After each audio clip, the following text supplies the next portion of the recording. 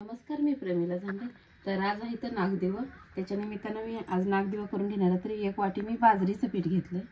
तुमच्याकडे बाजरीचं पीठ नसेल तर ज्वारीचं, गव्हाचं, मकाचं, कोण पेड्याचं करते, म्हणजे ज्याच्या त्याच्या आवडीनुसार नागदेव केलं जातं. तर मी एक वाटी बाजरीचं पीठ घेतलेलं. थोडंसं मीठ घालून घेते यात.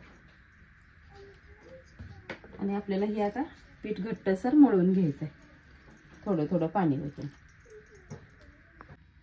तर बघा, असं छान असं मी घट्टसर गोळा तिंबून घेतलेला आहे. तर आपण आता ह्याचं नागदेव करायला घेऊया.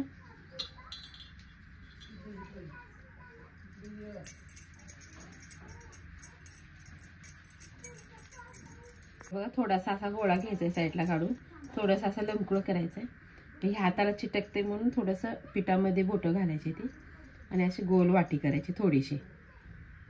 एका साईडनं झालं. आता हे आपण साईडनं.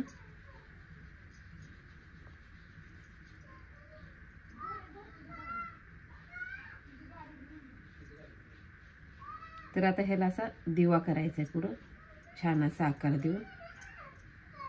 तर बघा, असे आता मी नागदिवे सगळे करून घेते. तर बघा, असे मी 15 नागदिवे करून घेतलेत.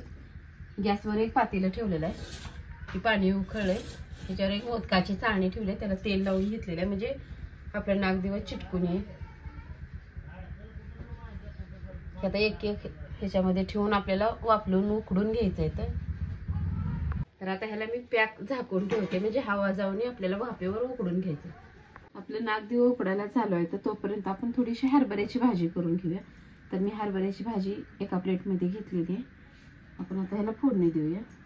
मी गॅसवर कढई ठेवली, ते थोडंसं तेल ओतून घेतलं. तेलामध्ये आपल्याला थोडासा लसूण घालून घेतलाय. 4 हिरव्या मिरच्या त्या बारीक चिरलेल्या. आपल्याला तेलामध्ये लाल होऊ द्यायचा लसूण मिरची.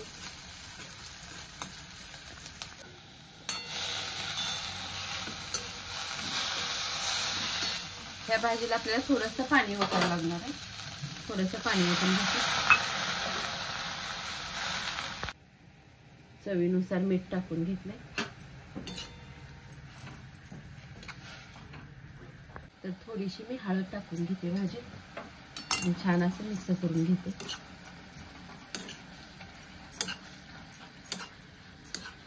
तर थोडं पाणी ओतलेलं आटत आलेलं आहे. तर थोडंसं शेंगाचं कूट पण मी ह्यात टाकून घेते. जाडसर असं वाटून घेतलेलं आहे.